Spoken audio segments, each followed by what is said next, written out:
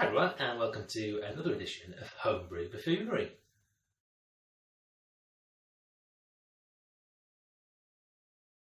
Okay, so this edition is for my Odinson Stout, number 5, God of Stouts I call it. But what I'm doing is I'm making a couple of recipe adjustments. So normally I would use 900 grams of Marisotta, 150 of oatmeal, 150 of 250 crystal, 150 of pale chocolate.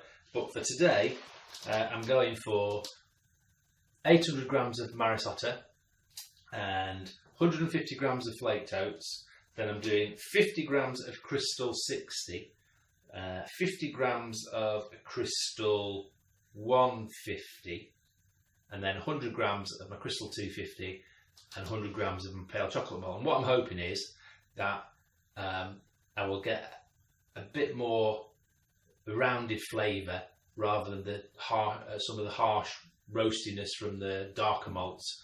I'll get a more rounded flavour from the lighter crystal malts, and though just trying to give it a bit more complexity, you know what I mean, a bit of complexity in my beer. But we'll see how it goes. The rest of it is more or less the same. I'm using hops wise 10 grams of Challenger at 30 minutes, and that'll give me just the right amount of IBUs I'm looking for. And then I'm going to use my, where is he? He's in there, he is. Some of this, which is the Kveik yeast from the Kveik harvesting video. That's from my Weizenbock. So what I'm going to do is I'm going to use maybe half a teaspoon of that. I don't know, it's a bit of a hit and miss affair really.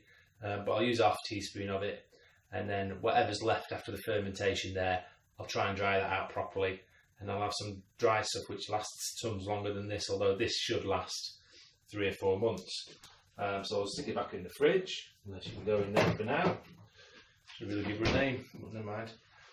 So the stats for today's brew then are looking for an OG of 1050, for a final gravity of 1010, ABV 5.2, IBU's 35, so it's really quite dark. No, IBU is quite moderately bitter. SRMs of 25, so it's reasonably dark. And everything more or less is green ticked on the old Brewer's Friend recipe calculator. So that's not too bad.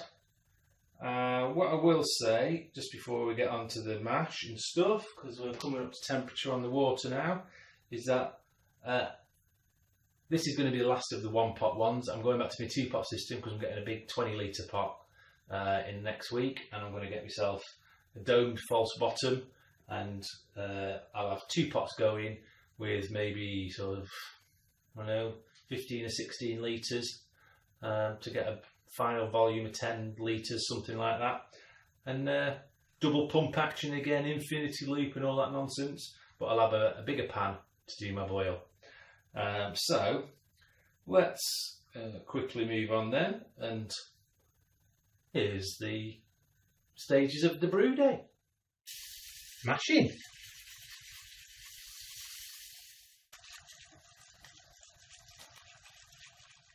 Recirculating. 30-minute refractometer reading, looking for a pre-boil of 1034.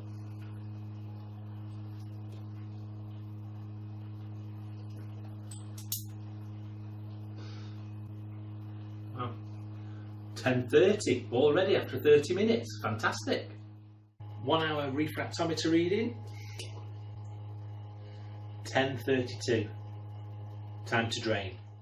Lift grains and drain. Clean stove. Cleaning.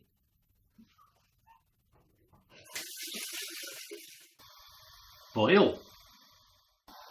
30 minutes, 10 grams, Challenger hops. 15 minutes to go, little bit of whale flock.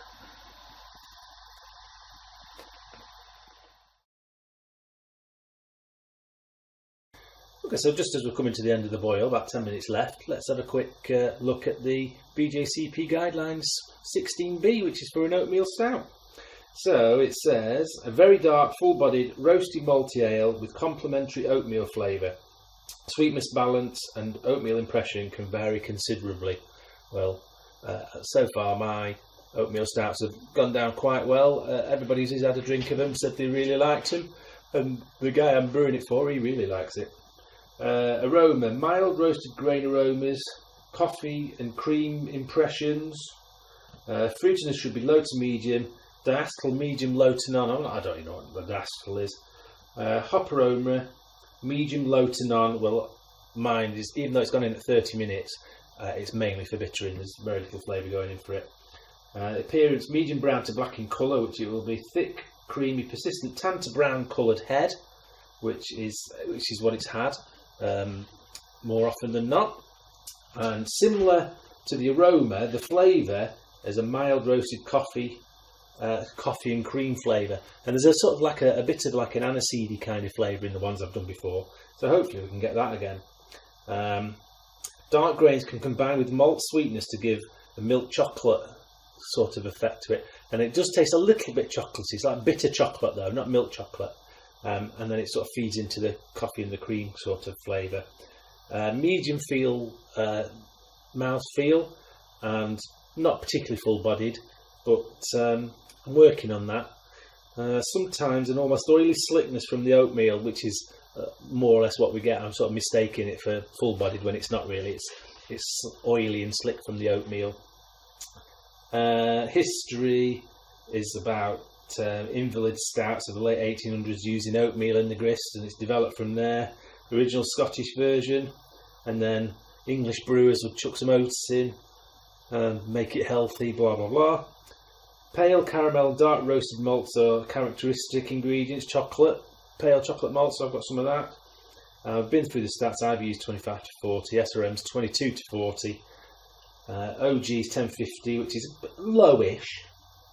1045 is the lowest, and the FG's 1010, which is at the low end for ABV of 4.2 to 5.9, and tons of commercial examples. And the tags, I like these tags. It says standard strength, dark colour, top fermented, British Isles, traditional style, stout family, balanced and roasty.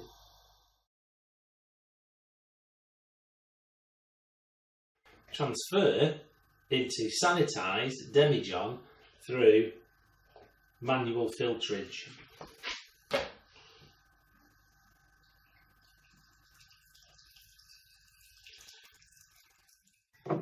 Add, I don't know, half a teaspoon of the yeast maybe.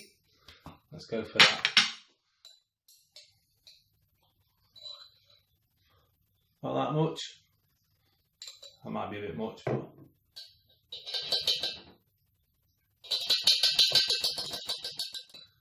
and shake.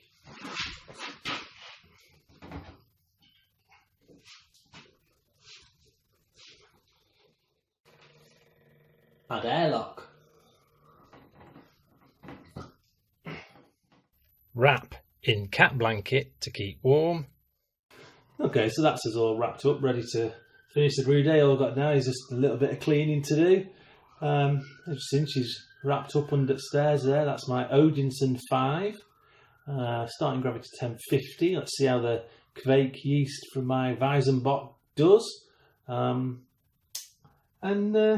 That's basically it. It's end of brew day now. So thanks for watching.